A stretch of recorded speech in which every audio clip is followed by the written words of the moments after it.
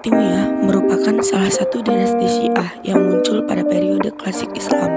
Meskipun bukan dinasti Syiah yang pertama, dinasti ini merupakan salah satu kekhalifahan Syiah yang paling berhasil dan bertahan lama.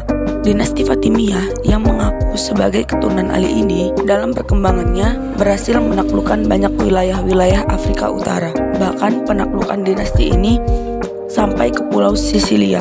Sehingga pada kesempatan kali ini kita akan menggali sejarah dinasti Fatimiyah lebih dalam lagi untuk menambah wawasan sejarah tentang dinasti-dinasti Islam. Saya Farah Nazifah. Di sini saya akan menceritakan sejarah berdirinya, kejayaan dan runtuhnya dinasti Fatimiyah. Dinasti Fatimiyah pada awalnya hanya merupakan sebuah gerakan keagamaan yang berkedudukan di Afrika Utara dan kemudian pindah ke Mesir. Dinasti ini dinisbatkan kepada Fatimah Zahra, putri Nabi Muhammad SAW dan sekaligus istri Ali bin Abi Thalib radhiyallahu anhu. Dinasti ini mengklaim dirinya sebagai keturunan garis lurus dari pasangan Ali bin Abi Thalib dan Fatimah Zahra binti Rasulullah. Namun masalah nasab keturunan Fatimiyah ini masih dan terus menjadi perdebatan antara para sejarawan. Para ahli menyatakan bahwa berdirinya dinasti Fatimiyah disebabkan oleh konstelasi politik yang terjadi di Bani Abbasiyah. Sebelum dinasti Fatimiyah berdiri, telah ada dinasti Islam yang menguasai Afrika Utara dan Mesir. Akan tetapi, mereka adalah penganut Islam Sunni yang mengakui kekuasaan Bani Abbasiyah. Hal ini bertolak belakang dengan misi penganut Islam Syiah yang menolak kepemimpinan Bani Abbasiyah, bahkan berambisi untuk menggulingkannya. Salah satu tokoh gerakan Ismailiyah pada waktu itu adalah Imam Al-Husain Al-Mastur. Setelah lari dari kejaran Khalifah Abbasiyah, dia memutuskan kembali ke Syria. Di Syria, dia mencoba mendirikan fondasi kekhalifahan. Namun, usaha tersebut ditumpas oleh Khalifah Abbas dan memaksanya untuk bersembunyi kembali. Belajar dari kegagalan tersebut, dia mengirim dua pendakwah besar Syiah, yaitu Abul Qasim dan Abu Abdullah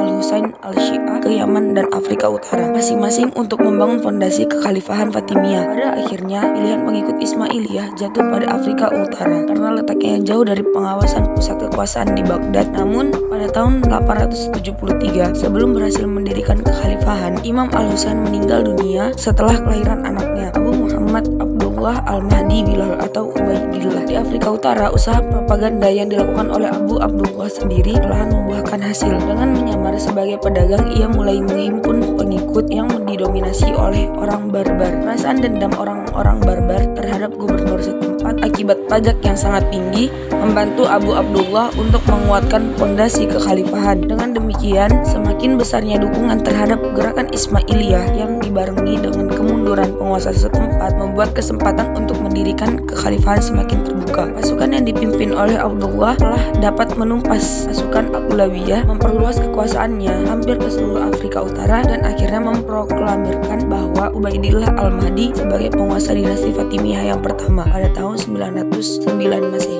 Dinasti Fatimiyah mengalami masa kejayaan saat berada di bawah kepemimpinan Khalifah Al-Aziz tahun 975 sampai 996. Kala itu, dinasti ini mengalami kemajuan di berbagai bidang. Salah satunya adalah kebudayaan Islam. Bukti kejayaan kebudayaan Islam pada masa dinasti Fatimiyah adalah berdirinya Masjid Al-Azhar yang pada saat itu difungsikan sebagai pusat kajian Islam dan ilmu pengetahuan. Selain itu, keberadaan pusat keilmuan Darul Hikam atau Darul Ilmu menjadi salah satu bukti perkembangan keilmuan masa dinasti Fatimiyah. Konon, Darul Hikam dibangun khusus sebagai doktrin propaganda di kelompok Syiah. Dinasti Fatimiyah juga membangun sebuah pusat pendidikan pada 970 yang kemudian dikembangkan hingga saat ini dan menjadi Universitas Al-Azhar di Kairo, Mesir. Di bidang ekonomi dan sosial, dinasti ini mengalami kejayaan dengan adanya hubungan dagang dengan berbagai wilayah di dunia serta membangun sentra industri kapas sulam dan ukiran. Di bidang militer, dinasti Fatimiyah memiliki tentara yang kuat di Mesir maupun di Tunisia dan dibangunnya angkatan laut di pantai Mediterania. Melalui angkatan laut inilah dinasti Fatimiyah mampu menguasai Sisilia, wilayah selatan Italia dan juga Genoa. Setelah Khalifah Al-Aziz wafat,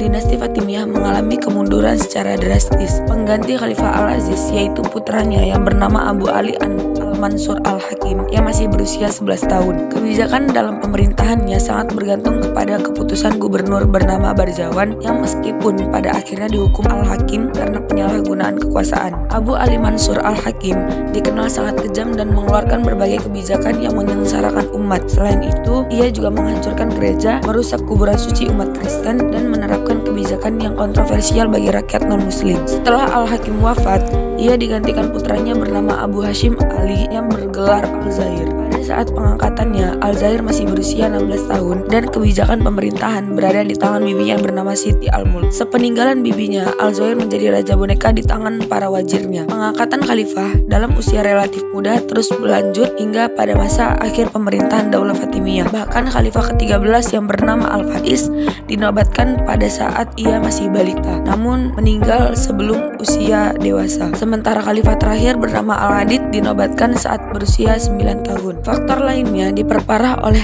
peristiwa alam, wabah penyakit dan kemarau panjang hingga sungai Nil mengering, sehingga menjadi sebab terjadinya perang saudara. Setelah meninggal, Abu Tamim Ma'ad al-Muntasir digantikan oleh anaknya Al-Musta'li. Akan tetapi Nizar atau anak pertama Abu Tamim Ma'ad melarikan diri ke Iskandariyah dan menyatakan diri sebagai khalifah. Oleh karena itu, Fatimiyah terpecah menjadi dua. Selain itu, faktor internal lainnya disebabkan oleh adanya persaingan dalam memperoleh jabatan di kalangan wazir. Pada masa Al-Adid sebagai khalifah terakhir misalnya, terjadi persaingan antara Abu Sujak Syawar dan Dargam untuk memperebutkan jabatan wazir yang akhirnya dimenangkan oleh Dargam. Karena sakit hati, Syawar meminta bantuan Nur al-Din al-Zanki untuk memulihkan kekuasaannya di Mesir. Jika berhasil, ia berjanji untuk menyerahkan sepertiga hasil penerimaan negara kepadanya. Tawaran ini diterima Nur al-Din, lalu ia mengutus pasukan di bawah pimpinan Syirkuh dan keponakannya Salahuddin al-Ayyubi. Pasukan ini mampu mengalahkan Dargam sehingga Syawar kembali memangku jabatan wazir dan memenuhi janjinya kepada Nur al-Din. Perebutan kekuasaan di tingkat wazir ini merupakan awal munculnya kekuasaan asing yang pada akhirnya mampu merebut kekuasaan dari tangan dinasti Fatimiyah dan membentuk dinasti baru yang bernama Ayyubiyah. Sekian penjelasan singkat mengenai sejarah dinasti Fatimiyah. Terima kasih.